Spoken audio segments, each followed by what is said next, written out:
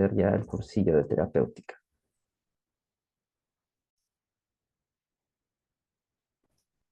Ya, ok. Bueno, entonces te decía que hay algunas cosas que han cambiado en los últimos 2 meses, ¿no? De algunas guías que se han publicado, entonces vamos a comentar también algo. Ello igualmente les invito a ustedes a profundizar, si es su área de interés. Em, entonces, en ese sentido, vamos a hablar sobre el tratamiento del hipotiroidismo, el hipertiroidismo en situaciones críticas como tormenta tiroidea, crisis mixedematosa. Ahora, ¿se están pasando las diapositivas? Me dicen, por favor, porque veo ahí que está en pausa. Está en el apartado de agenda. ¿Ahora sí? ¿Sí? ¿Está Sí, pasando? doctor. Ok, gracias. Bueno, este preámbulo ya lo hemos hecho en la sesión previa. Tengan en cuenta eso. Cuando hablamos de tratamiento, obviamente el diagnóstico tiene que haber estado claro, ¿no? Si no, vamos a hacer iatrogenia. Y es importante eso, que sea nuestro diagnóstico sólido. Y bueno, si no es tan concluyente, al menos hacer seguimiento al paciente, ¿no? Para tratar de reevaluar el caso, ¿no?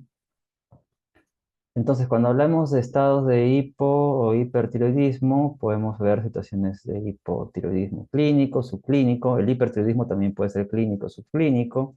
Y el manejo va a ser diferente. Vamos a ver justamente eso ahora. En primer lugar, hablaremos sobre el tratamiento del hipotiroidismo. Entonces, ya han hecho ustedes sesiones teóricas, no vamos a ahondar en eso, vamos a enfocarnos en lo que es el manejo. Entonces, el hipotiroidismo primario puede ser clínico o puede ser subclínico. Ya hemos visto las pruebas de la función tiroidea, cómo se interpreta. Si el hipotiroidismo primario es subclínico y tenemos un dosaje de TSH mayor a 10, siempre hay que dar tratamiento. Obviamente, la TSH tiene que repetirse en 2 ocasiones al menos. ¿Por qué? Porque se ha visto que el tratamiento de un hipotiroidismo cuando la TSH es mayor a 10 redunda en disminución de la mortalidad cardiovascular. Por eso que se justifica el tratamiento en base a estudios retrospectivos, ¿no? Si tenemos una TSH en 4,5 y 10, depende de la situación del paciente. No es una gestante, no es una paciente con infertilidad. Entonces, en esos casos evaluamos factores de riesgo. Síntomas y signos severos de hipotiroidismo, dosaje de autoanticuerpos, ¿no? Dislipidemia, entre otros factores de riesgo cardiovascular. Si tengo un paciente que tiene una TSH entre 2,5 y 4,5, ahí podría valorar tratamiento en ciertos escenarios. Por ejemplo, personas gestantes o pacientes con infertilidad. Entonces, justo esta área gris, podemos decir, es cuando tenemos un dosaje de TSH dentro de o por encima del rango normal, 4,5 hasta 10. Entonces, ahí habría que evaluar si es una paciente gestante o con infertilidad, en los cuales siempre sí habría que dar tratamiento, porque el beneficio supera el riesgo. O sea, una gestante con hipotiroidismo tiene riesgo de malformaciones congénitas. Entonces, habría que dar tratamiento en estos casos. También la infertilidad, ¿no? La función ovulatoria mejora en pacientes que tienen TSH menor a 2,5. Por eso es importante en ese grupo el tratamiento. Ahora, si hay síntomas y signos compatibles de hipotiroidismo, también se puede considerar tratamiento, pero siempre haciendo seguimiento del caso.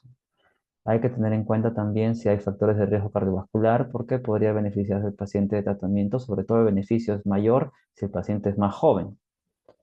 Y si hay autoanticuerpos positivos, también el beneficio del tratamiento es mayor. Si hay bocio, ya eso nos sugiere que hay un trastorno de la función tiroidea, una tiroiditis hipertrófica, entonces podría también eso apoyar el tratamiento antes de que el paciente pase a un hipotiroidismo florido, ¿no? Con síntomas manifiestos o un diagnóstico tardío. Vamos a lo que son las recomendaciones de manejo, ¿no? Ustedes saben que en el Up2Date se recogen guías de práctica clínica, no recomendaciones. Seguramente, si alguno ya ha hecho la búsqueda, habrá visto este algoritmo, ¿no? ¿Cuál es la idea en el hipotiroidismo subclínico en general? El beneficio va a ser mayor si el paciente es más joven y si hay síntomas convincentes o bastante sugestivos de hipotiroidismo. En cambio, en pacientes adultos mayores o cuando los síntomas no son tan sugestivos de hipotiroidismo, es mejor observar o mejor dicho, no dar tratamiento. Eso siempre y cuando la TSH no esté en un valor mayor a 10. Pero si es mayor a 10 y es repetidamente el dosaje en ese rango, sí se beneficiaría el paciente de tratamiento.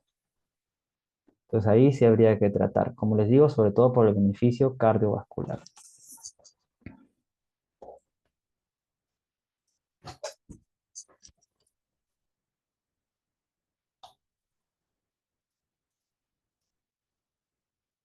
Ahora, en lo que viene a ser ya consensos o recomendaciones de guías internacionales, tenemos las guías británicas, las guías NICE, que no se han actualizado del 2018. Tenemos las de la asociación, las de la Asociación de Estudio de Enfermedades Tiroideas Europea, el ETA, o la Asociación Americana de Estudio de las Enfermedades Tiroideas, el ATA, de 2012. E igualmente, todas ellas recogen lo que les menciono, ¿no? El beneficio mayor cuando el paciente tiene TSH mayor a 10 o si es un paciente joven, menor a 70 años, según el ETA o el ATA, si es que hay síntomas sugestivos y TSH mayor a 10. No, y si es menor a 10, cuando hay síntomas sugestivos o anticuerpos positivos o factores de riesgo de enfermedades cardiovasculares, ¿no? Tener en cuenta esto porque muchas veces vienen errores en cuanto al tratamiento por el diagnóstico, sobre todo. Recuerden que conforme pasan los años, la TSH se eleva. Los rangos normales para un adulto mayor también varían. Si tenemos un paciente de 60 a 65 años, la TSH va variando. Digamos que el rango normal en un adulto mayor puede llegar a considerarse hasta 7 o 7,5 microunidades internacionales por litro. Entonces, si nosotros evaluamos, por ejemplo, un paciente de 80 años con TSH en 6,5, podríamos hacer un diagnóstico erróneo de hipotiroidismo subclínico, ¿no? Cuando en realidad es una variación fisiológica, es un rango normal para su edad. Entonces, también tener en cuenta eso en cuanto al diagnóstico y tratamiento. Entonces, no estaría justificado un tratamiento en ese caso. Ahora, ¿cuál es el objetivo del tratamiento del hipotiroidismo subclínico y el clínico? En ambos casos, restaurar el estado eutiroideo, llevar la TSH al rango medio de la normalidad, a un rango aceptable. Más allá del laboratorio, los síntomas, ¿no? Valorar la mejoría en cuanto a síntomas si están presentes en el paciente. Y también hay beneficios, sobre todo en las tiroides hipertróficas, en cuanto a que puede reducirse el tamaño del bocio. También se ve eso. Recuerden que la TSH tiene un efecto tirotrófico. Entonces, si nosotros normalizamos la TSH, también podría reducirse el bocio si es que éste está presente. El beneficio de tratar un hipotiroidismo subclínico es el hecho de que el paciente no va a ser diagnosticado tardíamente cuando tenga síntomas floridos o tenga riesgo vital. También podemos reducir el riesgo cardiovascular, normalizar la dislipidemia que puede estar presente. El tratamiento de elección, lo comentaremos también más adelante, es la levotiroxina. La dosis va a variar y siempre la dosis está en función del kilo de peso. Las guías actualmente nos recomiendan calcular la dosis en función del kilo de peso, pero sobre todo tener en cuenta la masa magra para el cálculo, ¿no? Y en pacientes con obesidad también evitar el sobretratamiento, ¿de acuerdo? Siempre hacer un seguimiento en el paciente para evitar sobre todo inducir a que la TSH se suprima, hacer entonces un sobretratamiento. Tener en cuenta que dependiendo de la causa, la dosis puede ser incluso un poco más alta, ¿no? Pacientes, por ejemplo, que hayan sido tiroidotomizados, que no tengan la tiroides por cualquier otra causa, pues también ellos van a requerir dosis más altas. Pueden requerir 1,8 microgramos por kilo por día o hasta 2 microgramos por kilo por día. En el hipotiroidismo central también puede requerirse una mayor dosis. Ahora, en el hipotiroidismo subclínico, generalmente la dosis es más baja, generalmente 1,2 microgramos por kilo por día. Recuerden que la levotiroxina tiene un tiempo de vida media de 7 días, de tal manera que los cambios no los vamos a ver en forma tan inmediata, ¿no? En cuanto a los resultados de las pruebas de laboratorio de T4 libre, sobre todo. La levotiroxina debe tomarse sobre todo en ayunas porque los alimentos interfieren con su absorción, idealmente una hora, media hora antes de la ingesta de alimentos. Y también tener en cuenta que hay varios factores que pueden interferir, ¿no? Ahora, en cuanto a ello, también tener en cuenta que los pacientes adultos mayores o cardiópatas deben empezar con dosis más bajas, generalmente 25 50 microgramos por kilo por día, ¿no? Por 25 50 por día en total, la dosis total, ¿no? Inclusive hay también referencias que nos hablan de empezar con 12,5, o sea, la mitad de 25 microgramos. Porque recuerden que en pacientes cardiópatas el tomar levotiroxina puede aumentar el gasto cardíaco y puede realmente el paciente volverse sintomático, puede ocasionarle molestias y puede ser intolerante a la levotiroxina, un paciente cardiópata. puedes compensar. Entonces siempre es importante empezar con dosis bajas e ir aumentando progresivamente semanalmente hasta llegar a la dosis plena si el paciente lo tolera. Como les decía, en pacientes tiroidectomizados la dosis puede ser tan alta como 1,8 o 2 microgramos por kilo por día. Y si ustedes ven que en algún paciente usa 250 microgramos o 300 microgramos, habría que ver qué está pasando. Entonces, hay un problema de la mala absorción, es problema de falta de adherencia, es problema inclusive del fármaco, de la elaboración del fármaco. Entonces, esas consideraciones hay que tenerlas en cuenta. Y estos son los que se recogen en las guías europeas de este año que han sido publicadas recientemente, en julio. Lo que también se ve y algunas veces en la práctica puede ser que ustedes vean y que no debe serles tan raro, es que hay pacientes, por ejemplo, con patologías psiquiátricas en los cuales y que no tienen apoyo social, que no se puede garantizar el cumplimiento del tratamiento de las tomas diarias y solamente se le puede supervisar una vez a la semana, por ejemplo. Entonces, en esos casos se podría inclusive agregar un esquema de una dosis semanal. Recuerden que la levotiroxina, les vuelvo a decir, tiene un tiempo de vida media de 7 días. Sin embargo, esto sí debe estar está totalmente contraindicado cuando hay cardiopatías, ¿no? Evidentemente, porque puede descompensar al paciente. Tampoco están las guías europeas. Esta recomendación de dar una dosis única semanal. Imaginen dar, pues, 300 microgramos por semana, ¿no? Por darles un ejemplo, ¿no? 250 microgramos por semana. Ahora, la administración también es algo que en las guías y recomendaciones se han actualizado, ¿no? Siempre tomando en cuenta la fisiología. Como ya les había mencionado, la absorción de las hormonas tiroideas es mucho mejor si el paciente está en ayunas. Generalmente se espera 30 a 60 minutos para ello.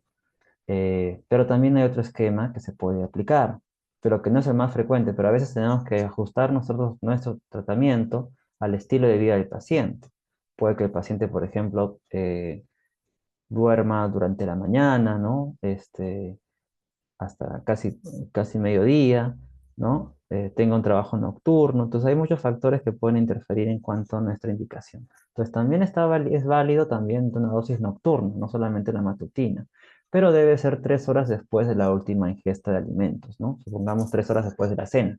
Y después de eso el paciente no debe volver a ingerir alimentos, simulando, remedando un ayuno prolongado.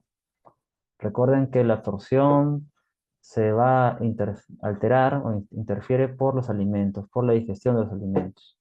Entonces, hay que tener en cuenta esta consideración para la indicación nocturna. También esto está recogido en las guías actuales de práctica clínica. Entonces, además de los alimentos, hay que tener en cuenta fármacos, ¿no? Muy común es que el paciente consuma además, sobre todo en mujeres postmenopáusicas, suplementos de calcio o cuando hay anemia, suplementos de hierro, ¿no? Sulfato ferroso, que pueden interferir con la absorción. Entonces, estos fármacos deberían administrarse 3 o 4 horas después de haber el paciente recibido la levotiroxina. Igualmente, los inhibidores de la bomba de protones. Recuerden que la absorción de la levotiroxina se da en un medio ácido y si hay un antiácido concomitante no se va a absorber al 100%. Entonces habría que esperar 2 o 4 horas para tomar un inhibidor de la bomba de protones como omeprazol o ensoprazol después de la levotiroxina. También el orlistat, que es un fármaco que se usa sobre todo en tratamiento de sobrepeso o obesidad, también interfiere en la absorción de la levotiroxina, entonces debe darse en otro horario lejano de la toma de la levotiroxina. Igualmente las quinolonas, antibióticos como la ciprofloxacina. También fórmulas que contengan o alimentos que contengan soya, ¿no? O también el consumo concomitante de té o café interfiere con la absorción de la levotiroxina. Debería evitarse, ¿no? O sea, ahí justamente en esta tablita lo podemos ver de una mejor manera, ¿no? Alimentos que tengan alto contenido en fibra, o soya, el café, el té, la leche, los jugos, suplementos de calcio, de hierro, vitamina C deberían evitarse porque alteran la unión de la levotiroxina a su absorción, ¿no? Ahora, específicamente el hipotiroidismo subclínico es un escenario que hemos visto que se da con muchas particularidades. La dosis, les había dicho, es más baja, de inicio 1,2 microgramos por kilo por día. La meta es que la TSH se normalice, o sea, menor a 2.5 microunidades internacionales por litro, y siempre empezar con dosis más bajas en pacientes cardiópatas o adultos mayores, ¿no? Por el problema de la tolerancia. 12.5, 25 microgramos, como les decía, y aumentos semanales, ¿no? Graduales. El hipotiroidismo central, también aquí tenemos que tener en cuenta la dosis, generalmente es un poco más alta que el subclínico, 1.6 microgramos por kilo por día. Aquí el seguimiento de los pacientes lo hacemos midiendo la T4 libre. ¿Cómo yo sé si el tratamiento ha sido correcto o no? No con la TSH, sino con T4 libre. Porque la T4 libre sí puede variar con la levotiroxina. En cambio, si yo le doy levotiroxina al paciente y el paciente tiene un hipotiroidismo central, recuerden, no está produciendo TSH, la TSH no se va a modificar.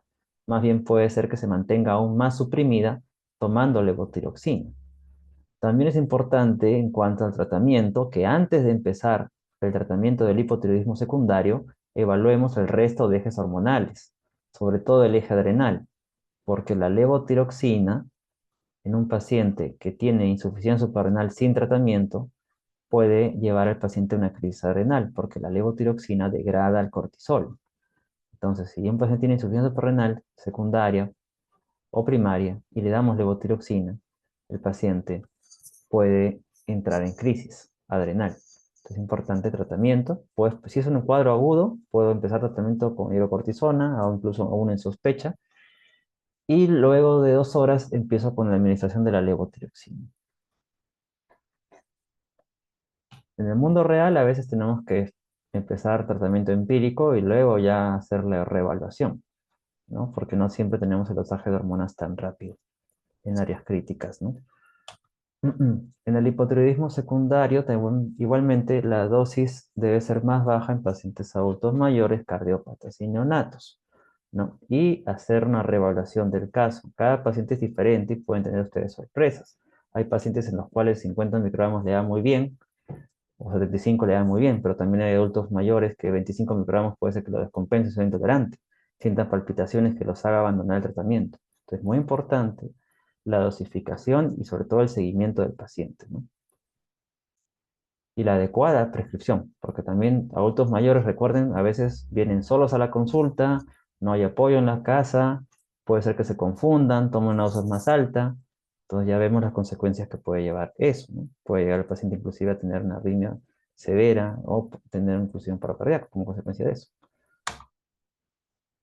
Bueno, en el hipotiroidismo central, como les mencionaba, hay que evaluar el resto de ejes hormonales y el seguimiento fundamentalmente lo hacemos con la niveles de la T4 libre. ¿La meta cuál es? Llevar T4 libre al rango superior de la normalidad. T4 libre dentro del rango superior de la normalidad. Esa es la meta. Si tengo un valor de 0.9 en un paciente y el rango normal es de 0.7 a 1.8, lo debería llevar de 1.4 a 1.8, el rango superior de la normalidad. Hay que también evitar el sobretratamiento, por eso el T4 libre aquí nos va a ayudar para ello. Como les decía, no la TSH.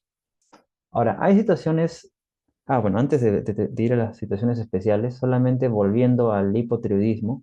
En el hipotiroidismo primario, no se olviden que el seguimiento del tratamiento lo hacemos dosando TSH sí y T4 libre dentro de las 4 a 6 semanas, porque la TSH demora 4 a 6 semanas en variar después de que hemos hecho algún ajuste o iniciado el tratamiento. En cambio, en el hipotiroidismo secundario solamente dosamos T4 libre, lo podemos dosar después de 1 a 2 semanas de haber empezado el tratamiento o haber hecho un ajuste en el tratamiento del hipotiroidismo secundario.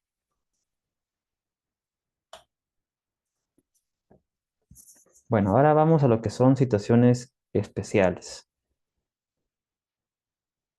Situaciones especiales para recordar en cuanto al tratamiento del hipotiroidismo, ¿no? El embarazo, ¿no? Las consecuencias pueden ser funestas de un hipotiroidismo en gestación no tratado.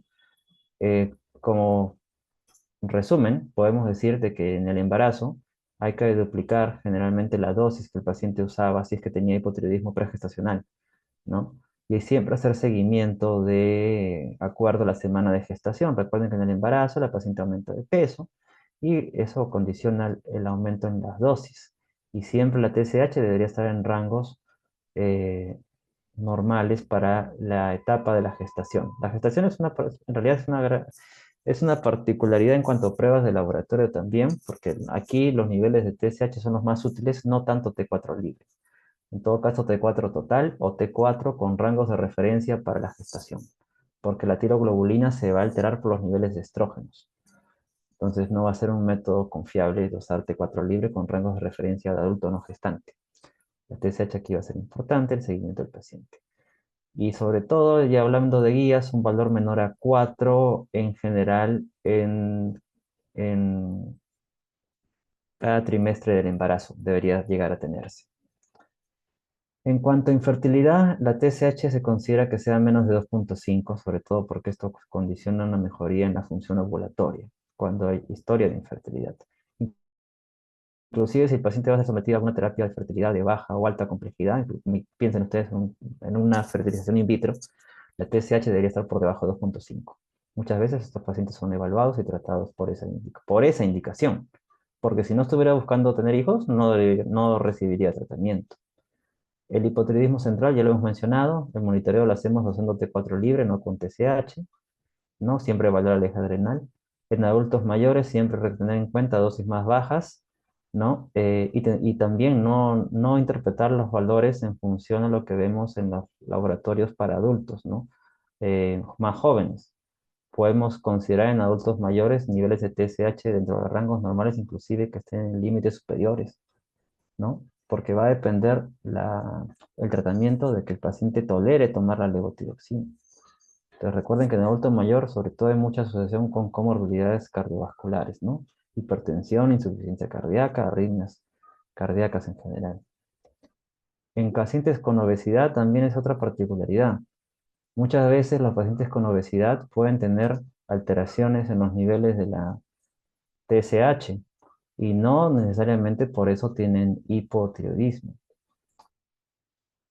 Lo que les quiero decir es un concepto importante, ¿no? La obesidad, que es un estado en el cual el paciente tiene una redistribución de grasa corporal o una adiposidad ectópica, lo que ocurre es que la homeostasis de la energía se altera. Entonces, el paciente está almacenando energía y como consecuencia de eso quiere también gastarla, ¿no? Entonces, hay un aumento de la TRH a nivel del hipotálamo en los pacientes con obesidad. Entonces, si aumenta la TRH, ¿qué ocurre? Aumenta también los niveles de la TSH. Pero esto es algo, digamos, normal dentro del cuadro, ¿no? Pero por efecto de la obesidad. Entonces, yo podría tener, por ejemplo, un paciente con una TSH en 5,2 y mi rango de referencia, por ejemplo, que sea de 0,4 a 5. Yo no diría que por esto el paciente tiene hipotiroidismo, ¿cierto? Entonces también tener en cuenta esa particularidad en la obesidad. Por haber obesidad puede haber aumentos ligeros de la TSH. Entonces no catalogar al paciente. Entonces si no hay síntomas, si no hay hallazgos sugestivos, anticuerpos, no tratar erróneamente. Y eso es evidente, ¿no? El paciente baja de peso, supongamos más adelante es un tratamiento efectivo y su TSH se normalizó. No quiere decir que se curó el hipotiroidismo, sino que simplemente el paciente revirtió su enfermedad crónica que es la obesidad, ¿no? Y bueno, respecto a las dosis se deben corregir en función a eh, la masa magra sobre todo. Es lo que nos dicen las recomendaciones actuales, ¿no? La corrección de la dosis en función a la masa magra si es posible, y si no, ya tomar en cuenta el peso total del paciente, pero siempre hacer seguimiento para evitar el sobretratamiento. Y verificar la adherencia del paciente al tratamiento, ¿no? Puede haber un componente psicológico también para que se afecte la adherencia. Y en posterectomizados, pues la dosis generalmente es más alta de lo que vemos en pacientes con tiroides normal, ¿no? O intacta. Generalmente 25% más de la dosis diaria que damos en otros casos, ¿no? 1,8 o 2 microgramos por kilo por día. Ok. Otro aspecto importante es, y se los menciono porque ustedes seguramente van a ver esto en algún momento y pueden ser que estén solos, ¿no? Ya sea como un médico general, un médico internista, o inclusive no de medicina interna, de repente ginecología. ¿no? Que muchas veces también evalúan pacientes con hipotiroidismo. Entonces, ¿qué ocurre cuando tenemos un paciente que le damos levotiroxina y sigue teniendo síntomas persistentes de hipotiroidismo? Entonces, sigue manifestando intolerancia al frío, astenia, ¿no? Dolores musculares. Entonces, siempre hay que verificar que la TSH esté de acuerdo a el rango normal. Siempre evaluar comorbilidades que pueden estar presentes, anemia, depresión, síndrome de apnea del sueño o deficiencia de alguna vitamina, como la vitamina B12, ¿no? Y evaluar el resultado del laboratorio de la TSH para una mejor prescripción. Si la TSH obviamente está alta o está en el límite superior, podría yo aumentar ligeramente la dosis para que esté en un rango normal, en el normal bajo, ¿no? La TSH. Y ahí reevaluar al paciente. Si la TSH está más bien normal, eh, yo podría, ¿no? Considerar algo que se está viendo cada vez con un poquito más de frecuencia, pero en casos muy particulares, ¿no? Que son, por ejemplo, el hecho de combinar T4 con T3, o sea, dar levotiroxina con ligotironina. En el Perú, una marca comercial Sinomel, ¿no? De T3. No se da en todos los casos, solamente cuando el paciente tiene síntomas persistentes y cuando no se trata de un paciente adulto mayor, ni cardiópata, ni gestante. En eso se está contraindicado. Obviamente en el adulto mayor o pacientes con enfermedades cardiovasculares lo puedes compensar. La T3 es una hormona tirotrópica y neotrópica positiva. Y en la gestante, la T3 no se va a absorber por el bebé en forma adecuada por la placenta. Entonces tampoco es una forma adecuada para que sea metabolizado por una gestante. De tal manera que se puede considerar esa terapia combinada. Hay esquemas y generalmente ya este escenario ya lo manejamos dentro de la especialidad. Bueno, vamos a ver ahora el enfoque de tratamiento del hipertiroidismo. Es la segunda parte de este segundo cursillo del día de hoy. Bueno, no vamos a andar en teoría. Recuerden que las enfermedades tiroideas en general son más frecuentemente vistas en mujeres, hay mayor factor de riesgo en fumadoras y a partir de los 40 años.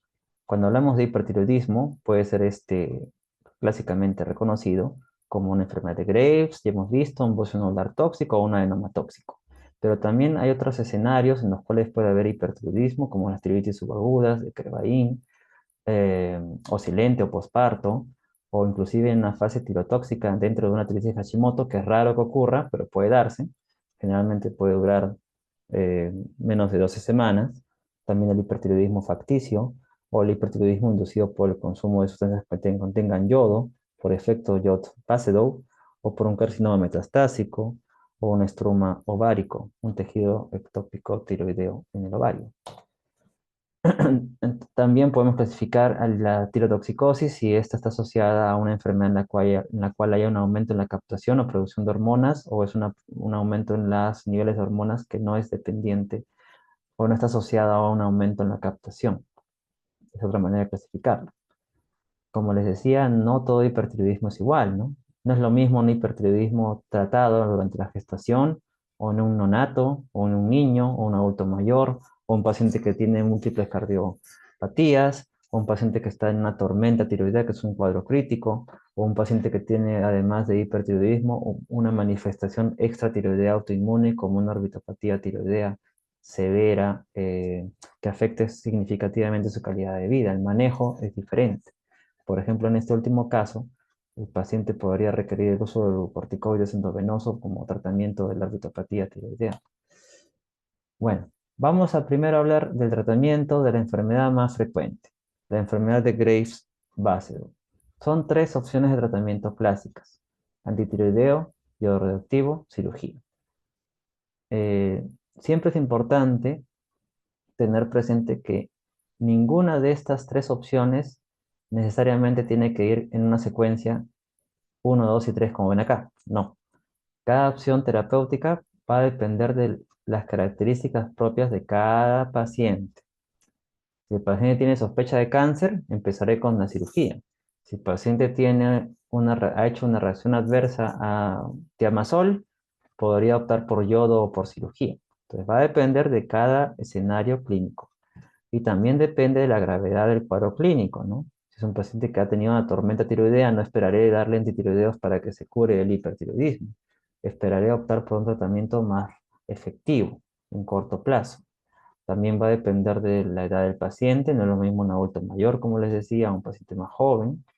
Puede que la cirugía tenga un mayor riesgo. eh, también, o el yodo, puede también tener que ver el costo del medicamento y también es importante desde el punto de vista bioético, las preferencias del paciente. El principio de autonomía no hay que olvidarlo. Entonces, tenemos tres opciones terapéuticas: tiroideo, yodo radioactivo o cirugía. Hasta el año 2025, por más de 60 años en realidad, esas opciones siguen siendo las mismas. Se espera que a futuro, en la enfermedad de Graves, podamos pasar allá a terapias biológicas que puedan tener un tratamiento más efectivo en cuanto a la producción de autoanticuerpos, que recuerden que es la base de la enfermedad de Graves. En cuanto a la enfermedad de Graves y tratamiento, las guías no se han actualizado por si acaso 2016, ¿ya? No había actualización y siguen siendo las mismas recomendaciones. Entonces, tenemos tres opciones. En cuanto a ello, primero empecemos con la cirugía. ¿Cuándo sugeriríamos tratamiento de cirugía?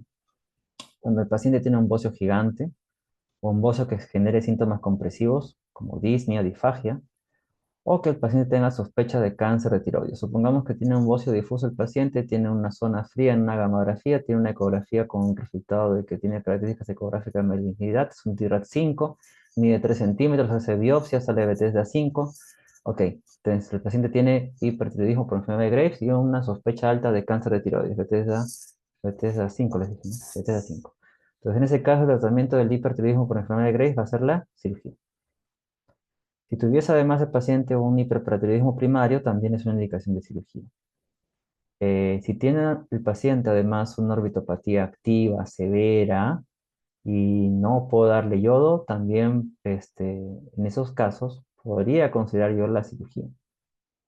Recuerden que en la orbitopatía tiroidea activa severa, el yodo radioactivo podría empeorar la orbitopatía. Entonces, en esos casos, cuando la orbitopatía está activa y es severa, está contraindicado el yodo. Vamos al yodo. ¿Cuándo se prefiere usar yodo de inicio? Obviamente el paciente para todas estas opciones tiene que estar eutiroideo, ¿no? Con tratamiento, con antitiroideos. Optamos por yodo cuando el paciente ha hecho una reacción adversa justamente antitiroideos. Podemos usar terapia puente en esos casos con carbonato de litio, por ejemplo, cuando no se puede usar tianamidas. ¿Qué efectos adversos, por ejemplo, no? Hepatotoxicidad o haya hecho una agranulocitosis. Si el paciente tiene, por ejemplo, tiene 5 veces el valor de las transaminasas por encima del rango normal, o tiene el paciente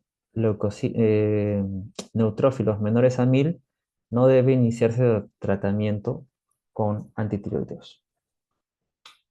Entonces ahí podemos optar por el yodo radioactivo. Si tiene una enfermedad hepática activa, severa, imaginen que el paciente tenga una coleocolitiasis, pues en esos casos tampoco podría optar por antitiroideos, ¿no? Tendría que optar quizás en esos casos por el yodo radioactivo o cirugía. También si el paciente tiene un hipertiroidismo severo y ha hecho un cuadro de parálisis periódica hipocalémica tirotóxica. Recuerden que hay una bomba ácido de potasio TPasa que puede llevar a que haya hipocalemias severas en el hipertiroidismo. Y cuando ocurre eso, preferimos un tratamiento más rápido del hipertiroidismo con yodo. Si el paciente tiene varias comorbilidades cardíacas, está estable, eso sí, pero yo quiero evitar que el hipertiroidismo sea un agravante de los problemas cardiovasculares, podría optar por una terapia más rápida con yodo. Antitiroideos, ¿cuándo uno optaría? Recuerden que la idea de dar antitiroideos, y lo voy a repetir varias veces en esta sesión, es que es un inmunomodulador leve, ¿no? Quiere decir que puede ayudar a mediano plazo a reducir los niveles de autoanticuerpos, de tal manera que cuando tengo un paciente con hipertiroidismo leve, con un bocio pequeño, podría ser una buena opción de tratamiento. También si el paciente tiene una orbitopatía activa y no puedo darle yodo, puedo optar por darle antitiroideos a mediano plazo, 12 y 18 meses, para reducir los niveles de autoanticuerpos. Cuando el paciente tiene anticuerpos negativos, como les decía, bocio pequeño, también es una buena opción terapéutica. Entonces, no quiere decir que el yodo, la cirugía y los antitiroideos lleven una secuencia, ¿no? Va a depender de las características clínicas de cada paciente. Bueno, entonces la idea de ganar antitiroideos es que se reduzcan los niveles de los autoanticuerpos después de un periodo de 12 a 18 meses, que se reduzcan los niveles de los autoanticuerpos. Yo puedo usar anticuerpos después de ese periodo de tiempo y de acuerdo a eso puedo decidir si le vuelvo a dar otro ciclo más de tratamiento o no. Antes de pensar de que ha fracasado los antitiroideos. Sin embargo, sobre todo en pacientes que tienen hipertiroidismos leves y no usan tiamazol o tirosol a dosis muy altas, usan dosis bajas, podría inclusive considerar una terapia a largo plazo. Tenemos pacientes que usan, y hay evidencia de seguridad de uso, de 20, 25 años, hasta 50 años de uso de antitiroideos, pero siempre y cuando la dosis no sea muy alta y el hipertiroidismo no sea severo. El yodo radioactivo tiene aquí un efecto dado como mecanismo de acción básicamente por la radiación de tipo beta, ¿no? Que es lo que va a dar el efecto ablativo o destrucción de las células tiroideas hiperfuncionantes. Es la terapia en realidad efectiva, tiene un 80% de efectividad, puede darse hasta en 3 ocasiones y como todo tratamiento tiene efectos secundarios, puede aparecer un riesgo de carcinogénesis, infertilidad, pero en realidad es muy bajo el riesgo porque la dosis que se usa de yodo radioactivo es baja. A diferencia, por ejemplo, que se usa en cáncer, ¿no? En cáncer de tiroides puede usar 80, 120, 200 milicuris. Y el yodo radioactivo que se usa, o la cantidad que se usa para enfermedad de Graves puede variar de 8, 10, 12, 14 milicuris habitualmente. Las ventajas es que se puede dar en forma ambulatoria, no requiere que el paciente esté hospitalizado, relativamente barato si lo comparamos con los gastos que ocasiona una cirugía.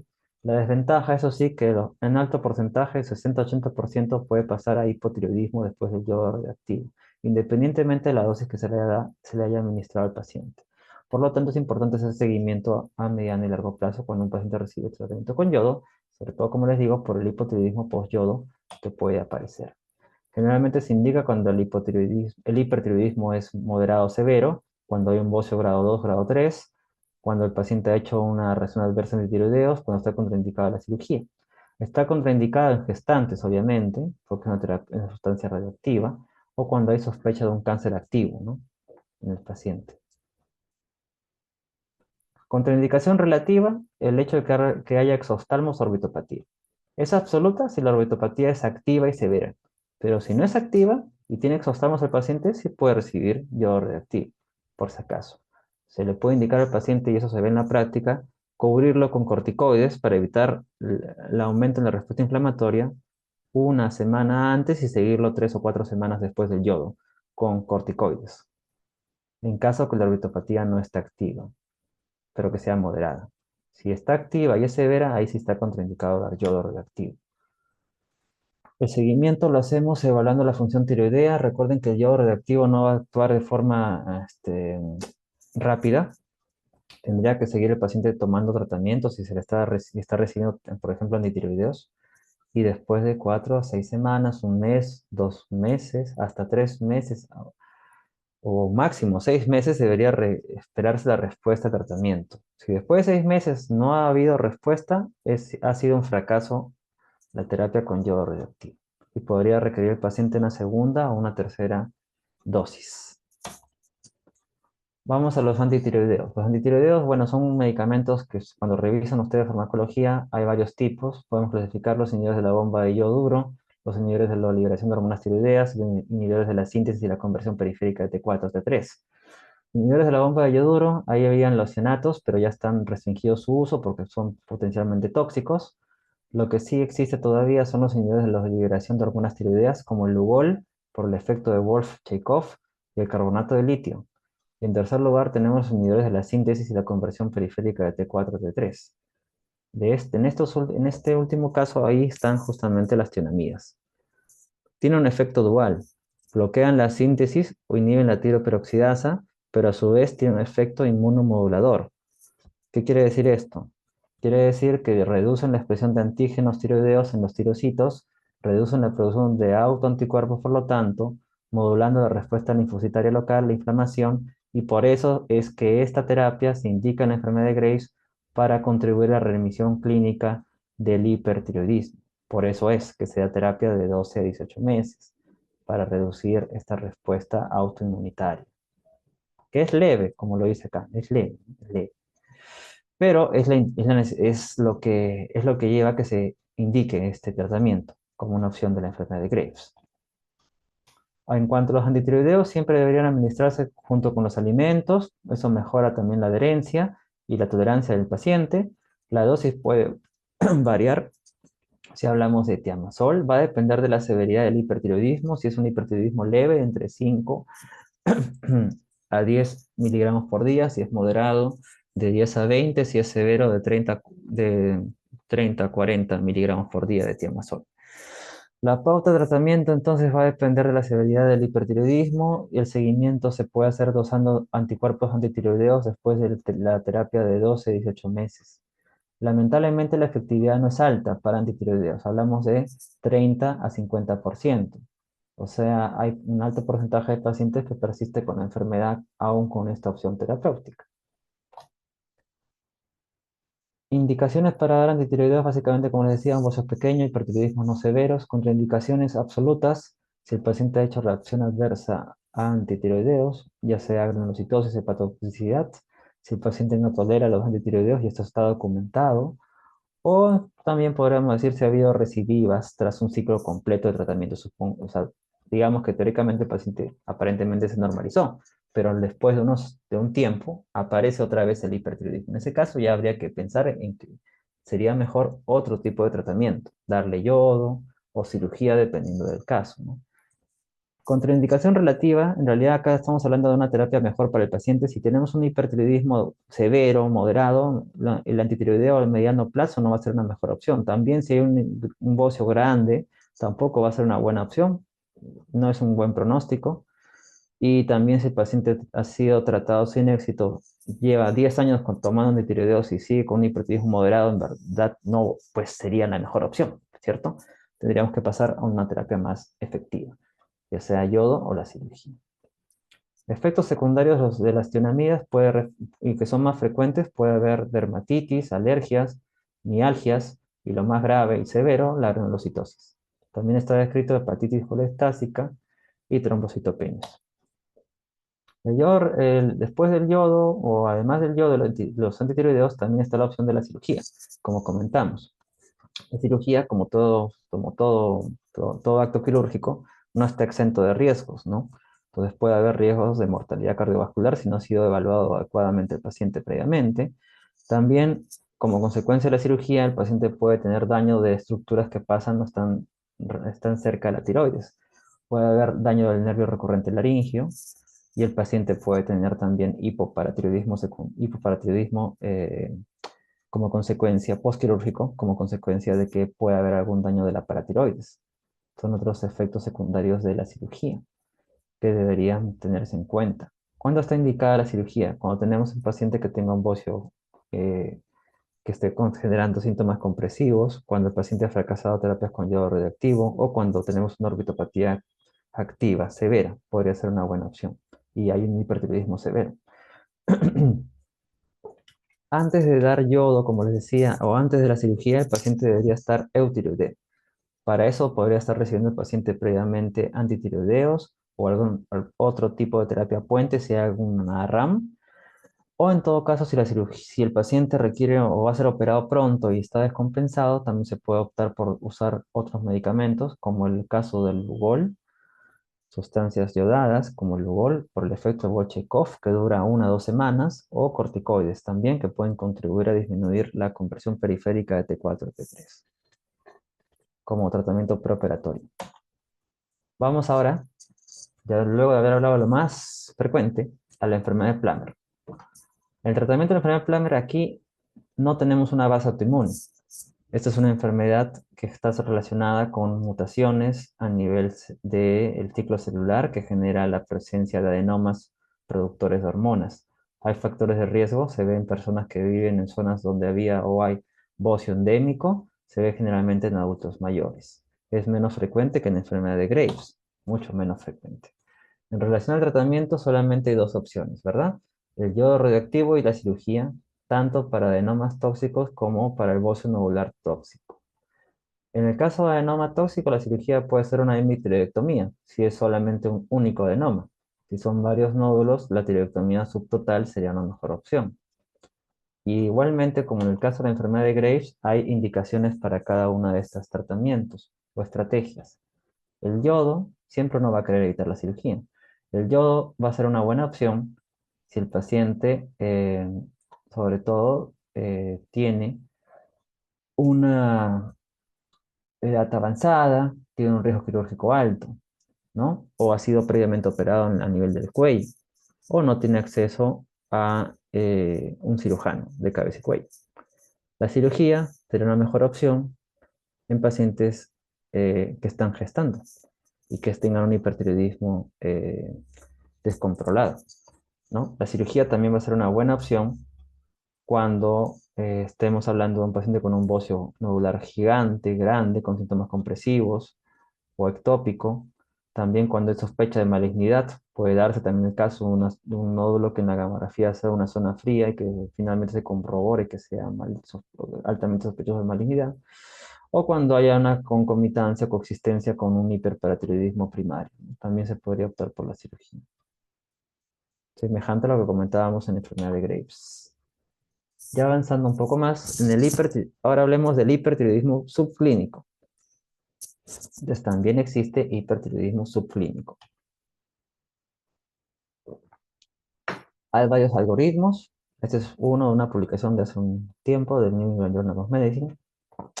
Y aquí el concepto general también se debe partir de un concepto general, básico. El hipertiroidismo subclínico va a beneficiar más a personas adultas mayores y con niveles de TSH más bajos o valores más suprimidos, y en personas postmenopáusicas y en personas con riesgo alto de osteoporosis y de riesgo cardiovascular. En esas variables, en esos pacientes con esos factores de riesgo, ellos se benefician más de tratar un hipertiroidismo subclínico. Si es un paciente joven que no tiene cardiopatía, que es premenopáusica, que no tiene una TSH tan suprimida, podría uno optar por observar. Siempre es importante, en cuanto a diagnóstico, como les decía en el cursillo anterior, llegar a la causa. ¿Es Graves o es un bocio nodular? Y luego de eso, evaluar los niveles de TSH y qué factores de riesgo tiene el paciente. Entonces vamos aquí, por ejemplo, una TSH menor a 0.1, si es un paciente que es joven, podría considerar simplemente observar. Si tengo un paciente que tiene una TSH entre 0.1 y 0.4 y es joven, igualmente podría optar por observar. En caso de un bocio nodular tóxico, casi lo mismo aplica para enfermedad de Graves. Ahora, en una enfermedad de Graves, vamos al otro escenario. Si tengo un paciente con una TSH menor a 0.1, pero es mayor a 65 años, tiene riesgo cardiovascular, o es una paciente postmenopáusica, sí podría considerar que debería tratar. Si es Graves, podría ser antitiroideos o yodo en opción de tratamiento. Y aún con una TSH entre 0.1 y 0.4, pero es adulto mayor o tiene factores de riesgo, también podría considerar tratamiento. Entonces, esta es la idea que se recoge en las principales guías de manejo. La Asociación Americana de Diabetes también tiene esa consideración. Una TSH suprimida como un parámetro y los factores de riesgo. La edad, ¿no? Si es un paciente adulto mayor, se beneficia de tratamiento. Si tiene enfermedad cardiovascular, osteoporosis, postmenopáusica, síntomas de hipertiroidismo, también se puede beneficiar del tratamiento. En los demás casos es una decisión individualizada o incluso si es un paciente joven sin síntomas, podría llegar a observar nada más al paciente. O sea, no siempre se trata, depende de los factores de riesgo y los niveles de la TSH. También hay que tener en cuenta diagnóstico diferencial, ¿no? En el diagnóstico diferencial, como les decía, no nos basemos solamente en laboratorio, ¿no? Sino veamos qué síntomas tiene el paciente, cuál es la historia, cuál es la anamnesis del paciente. Porque si no, nos podemos ir de bruces. Porque pueden haber causas no tiroideas o estados fisiológicos que nos pueden alterar los resultados del laboratorio y hacer diagnósticos erróneos de hipertiroidismo subclínico. Por ejemplo, ¿no? En el caso del hipertiroidismo, sobre todo subclínico, nosotros podemos ver que en el embarazo hay un aumento de la globulina de la hormona gonadotrofina coriónica humana. ¿Cierto? Hay un aumento de la gonadotrofina coriónica humana. Esto puede llevar a que los niveles de TSH fisiológicamente en el primer trimestre, sobre todo, se reduzcan. Y yo podría hacer un diagnóstico erróneo de hipertiroidismo subclínico en el embarazo. Y solo es fisiología. También, si no le pregunto al paciente, esos todos son algún suplemento, medicamento, bueno, suplemento para, por ejemplo, evitar la alopecia, como la biotina, que muchas veces se usa o se mal usa, tener en cuenta que la biotina puede alterar las pruebas de laboratorio, ¿no? Puede tener su paciente un resultado de TSH alterado como consecuencia del consumo de biotina. También que los niveles o la interpretación de las pruebas de laboratorio varía dependiendo de la edad. Si se interpreta erróneamente, también puede llevar a un diagnóstico de ese tipo. Sobre todo en este caso, más que nada la T4 libre en adultos mayores también puede variar, ¿no? La T4 libre en adultos mayores puede tener también variaciones. Y la TSH, como les había dicho antes. También un paciente que esté saliendo de una tiroiditis puede tener un diagnóstico erróneo de hipertiroidismo subclínico. Depende de la fase en el estado en el cual se toma el dosaje de hormonas, ¿no? El uso también de corticoides, como les decía, dopamina, que reduce la TSH. Entonces, tener en cuenta eso cuando se interpreten los resultados antes de hacer un diagnóstico de hipertiroidismo subclínico. Finalmente, bueno, ya estamos casi acercándonos a la parte final. En la tiroiditis, también aquí hay que tener en cuenta el tratamiento del hipertiroidismo, ¿no? Si hablamos del hipertiroidismo en una tiroiditis subaguda, sobre todo, sea dolorosa o indolora, saber que esta es la primera parte que ocurre en la evolución. Generalmente dura esto 12 semanas, ¿no? 3 meses, la fase hipertiroidea. Y el paciente aquí va a tener síntomas probablemente. Y esos síntomas no los vamos a tratar pues con tionamidas, porque la enfermedad no es por un aumento en la producción en las tiroiditis, sino por una destrucción de las células tiroideas que hace que se liberen hormonas tiroideas del torrente sanguíneo. Entonces el paciente puede presentar palpitaciones, sudoración, síntomas de bueno, la tirotoxicosis en general, y el tratamiento básicamente va a ser sintomático. Entonces podríamos optar por tratar el hipertiroidismo en esos casos con beta bloqueadores, o si es una tiroiditis de Kervain, que cursa con un bocio doloroso, con AINES como antiinflamatorio, o también con el uso de corticoides, ¿no? Y beta bloqueadores, ¿no? Si hay síntomas adrenérgicos. Igualmente, en la tiroiditis postparto, en la fase hipertiroidea, podría optar por los beta bloqueadores, ¿no? Ya la fase hipotiroidea lo podría tratar, obviamente, con terapia de reemplazo hormonal con levotiroxina, ¿no? Pero es la fase hipotiroidea. Finalmente, vamos a las emergencias. La emergencia del hipotiroidismo es lo que vamos a ver acá, la crisis mixedematosa.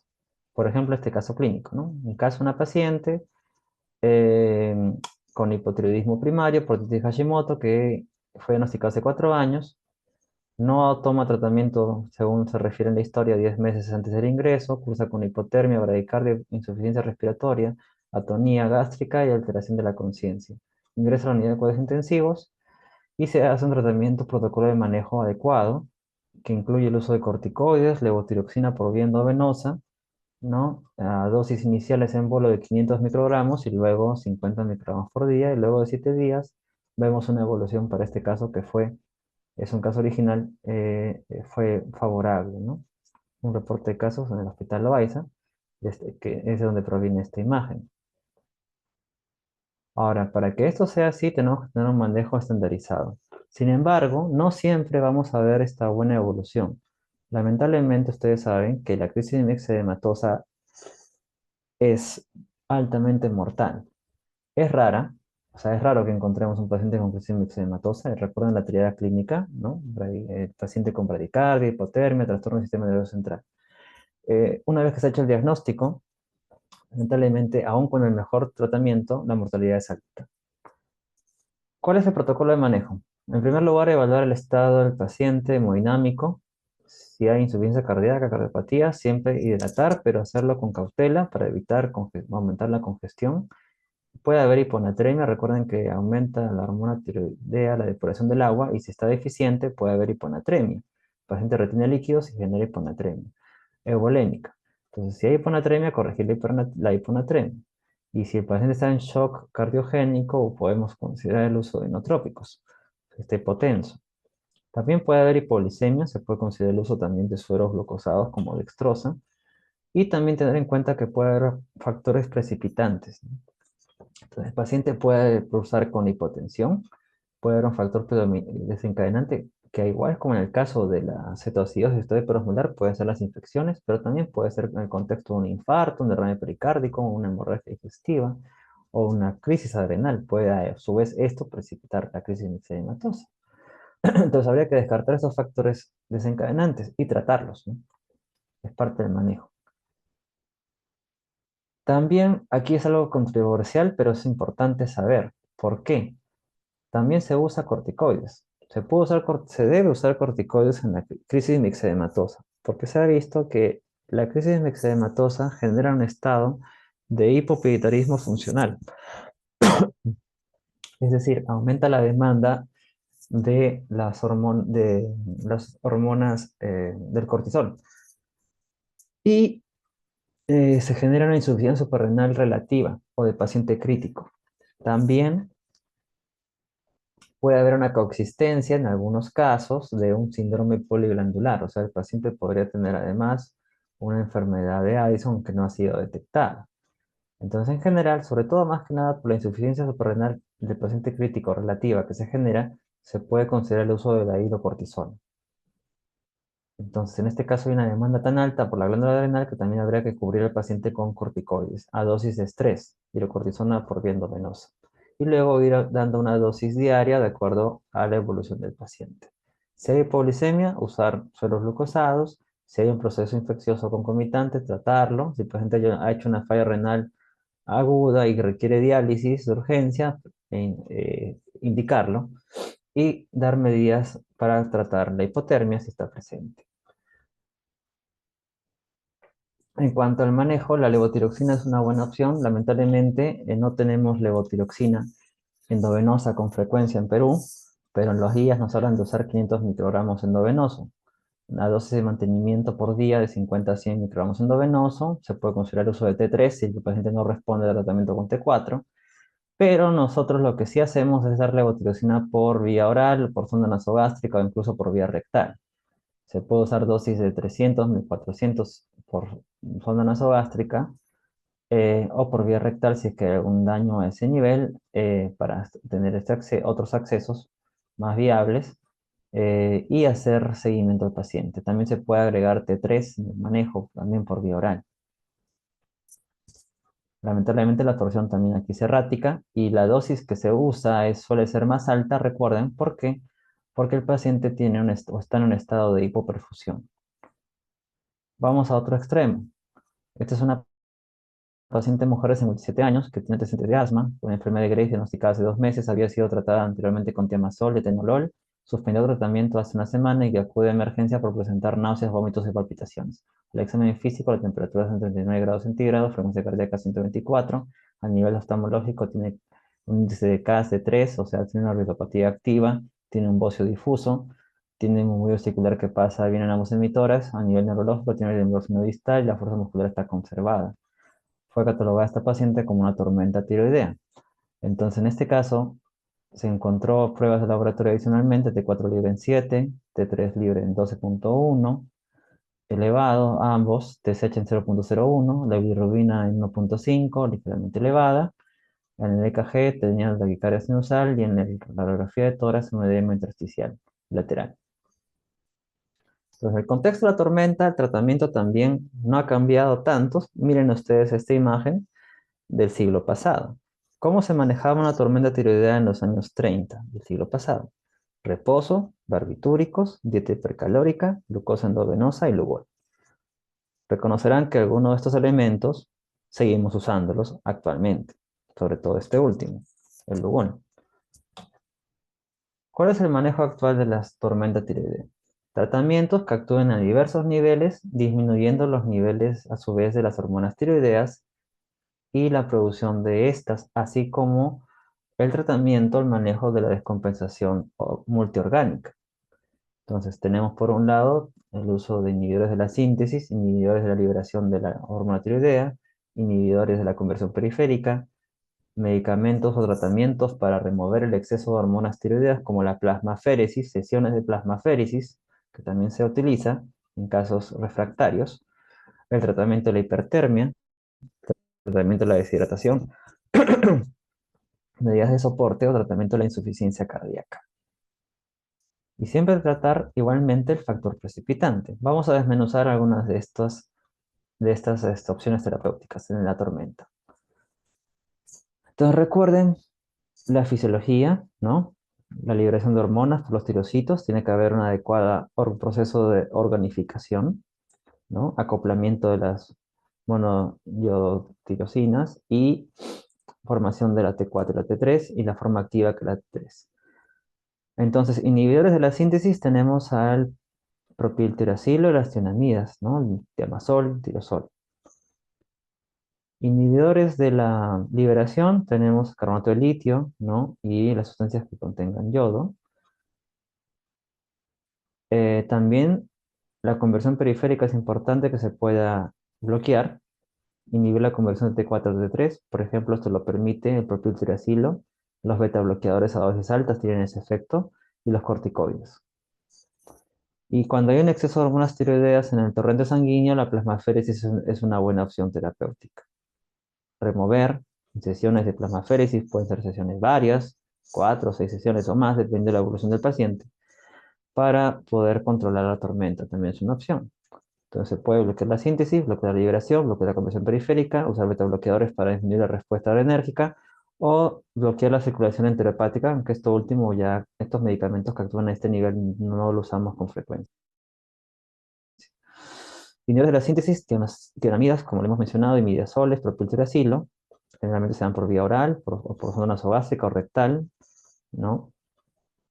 Dependiendo de la situación del paciente, inhibiendo sobre todo la tiroperoxidasa. En la tormenta, la dosis que se usa, por ejemplo, de el tiamazol puede llegar a ser de 80 a 120 miligramos por día. No es la misma dosis que usamos en un paciente que vemos en consulta externa, ¿verdad? Igualmente, esto es por el estado de hipoperfusión.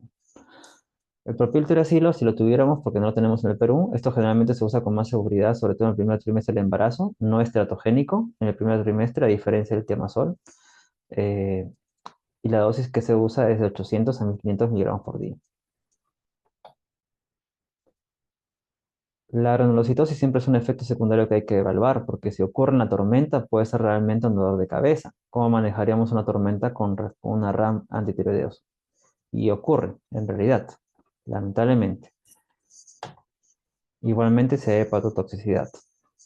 Entonces, hay otras opciones. Podemos agregar inhibidores de la secreción de hormonas tiroideas como soluciones que tengan yodo, como el Lugol. El Lugol contiene yodo inorgánico y su beneficio se da por el efecto de Bolshakov, ¿no? El efecto de Bolshakov lo que va a hacer es, sobre todo, inhibir el proceso de organificación, de tal manera que el paciente ya no va a liberar hormonas tiroideas. Este efecto puede durar una semana, 2 semanas, 10 días, 14 días, pero después de eso se pierde. Es importante que el paciente que va a recibir Lugol previamente haya recibido tionamidas para que se bloquee la síntesis. Porque si yo le doy Lugol a un paciente y no bloqueo la síntesis, podría potencialmente hacer que inicialmente se exacerbe su hipertiroidismo, porque el yodo vendría a ser como echarle más leña al fuego. Entonces uno debería primero bloquear la síntesis y luego dar el Lugol. Y aprovechando en este caso ya el efecto de Bolshakov. El Lugol generalmente se administra en gotas. El paciente puede recibir 4 o 8 gotas cada 6 horas por vía oral. También hay casos en los cuales no puede darse de vía oral, tendría que ser por vía rectal.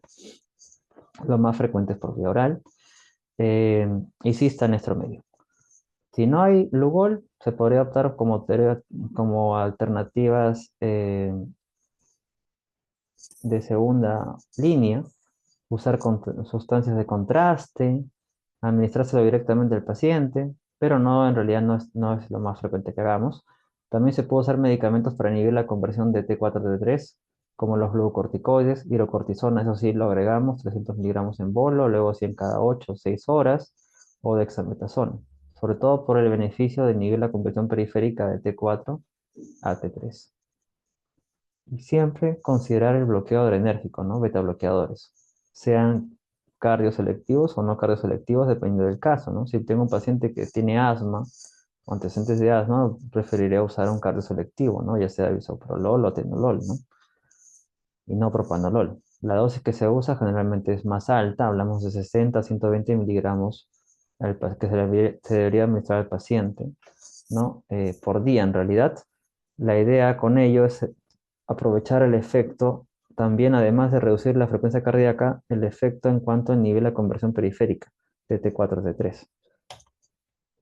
Se puede usar medicamentos para bloquear la circulación periférica, eh, para remover también de alguna manera el exceso de hormonas tiroideas, en este caso la colestiramina, pero no tenemos en realidad muy frecuentemente este medicamento en nuestro medio para tratamiento de la tormenta, pero está indicado en las guías de manejo.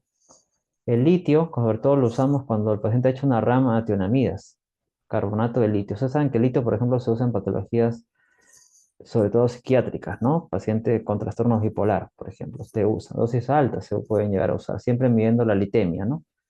El litio en la sangre. En estos casos podemos usar 600, 900 o 1200 miligramos de carbonato de litio por día. La respuesta no es tan efectiva como las tionamidas, pero es una terapia puente que podríamos emplear en los pacientes. La plasmaféresis generalmente se hace o se usa cuando el paciente ha fracasado a todo lo anterior y el paciente sobre todo tiene compromiso cardiovascular o neurológico. Entonces en esos casos, con esta terapia se extrae el plasma, ¿no?, del paciente y se remueven el exceso de hormonas tiroideas. Generalmente hay buena respuesta con la plasmaféresis, pero si hay un daño estructural, lamentablemente el pronóstico del paciente no va a mejorar. Entonces son varias terapias de tratamiento que se pueden optar en la tormenta a diversos niveles, todo lo cual va a llevar a que el paciente pueda revertir el daño multiorgánico que se está estableciendo por el exceso del efecto de las hormonas tiroideas. Pero después de la tormenta habría que nosotros evaluar el manejo definitivo del caso, ¿no? Si el paciente sobrevivió a la tormenta tiroidea, habría que evaluar una terapia más rápida, más efectiva. Habría que optar por el tratamiento definitivo, ya sea con yodo radioactivo o la cirugía. Siempre, obviamente, estando el paciente eutiroideo, ¿no? No en plena tormenta voy a pasar de la tormenta a la cirugía, ¿no? O de la tormenta al yodo, ¿no? Puedo yo empezar sí a indicarla, pero una vez que el paciente esté estable eutiroideo. Sobre todo para esto, ¿no? Prevenir la recurrencia, que vuelva a ocurrir. Recuerden que este es un estado en el cual la mortalidad del paciente está comprometida. Entonces, tenemos que tener una terapia, una actitud, una terapia más activa. Bueno, ya para cerrar, esta es la última lámina, antes de las conclusiones. Si han estado atentos o se han sobrevivido a la tormenta de estos dos cursillos, ¿cuáles son las opciones de tratamiento en la tormenta tiroidea? De estas opciones. Lugol, yodo orgánico, corticoides, yodo 131 o AMA-C. Vamos, ¿eh? AMA-C. AMA-C, AMA-C.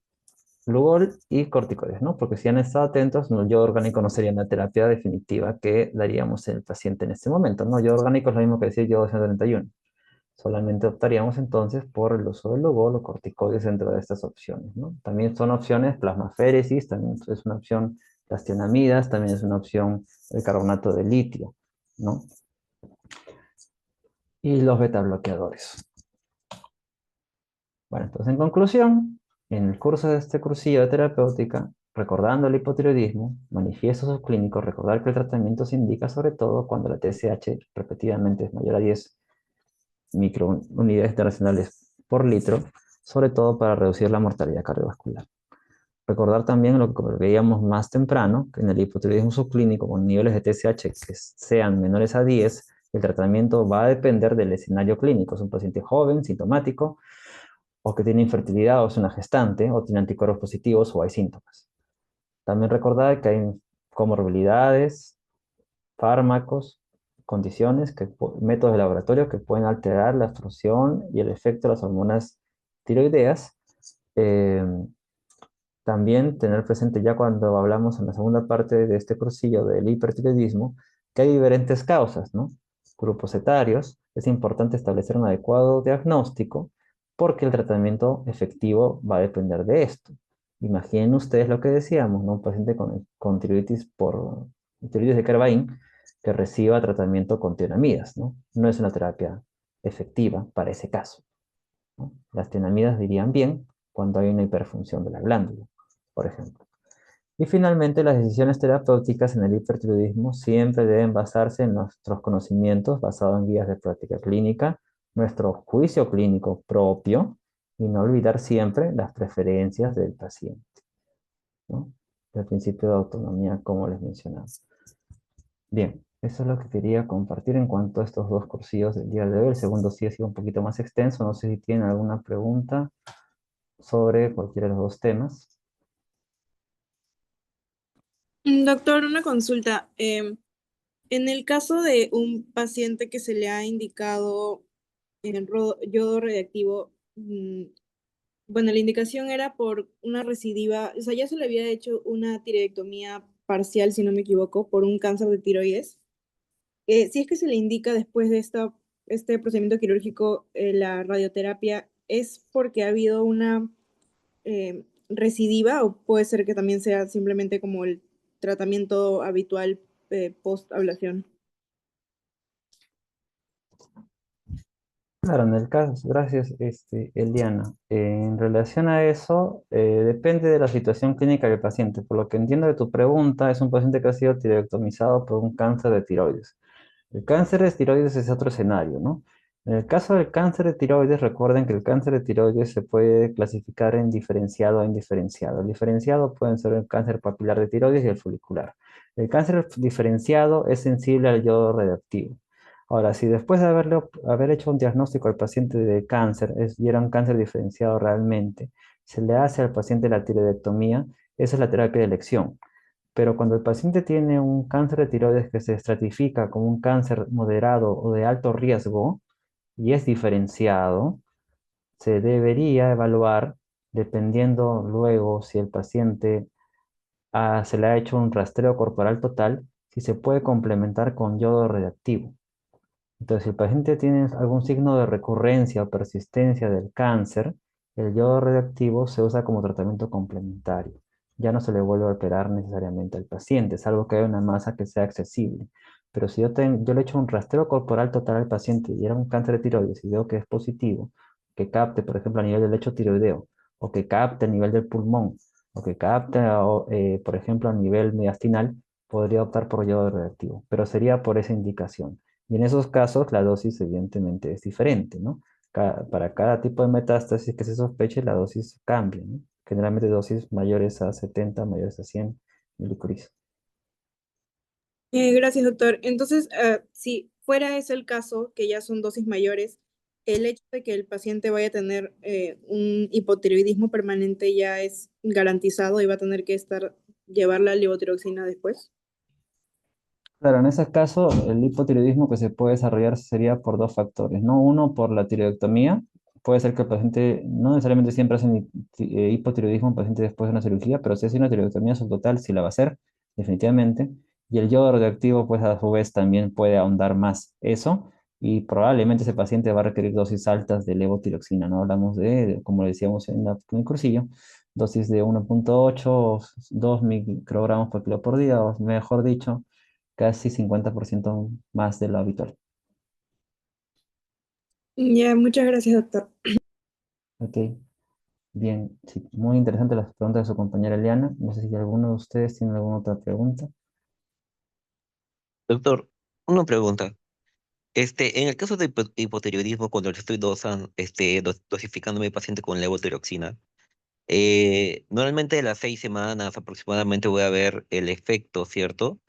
Este, Ahí sería conveniente tomarle un control de hormonas tiroideas o me tendría que esperar una semana más aproximadamente para ver si es que realmente ha bajado o se mantiene.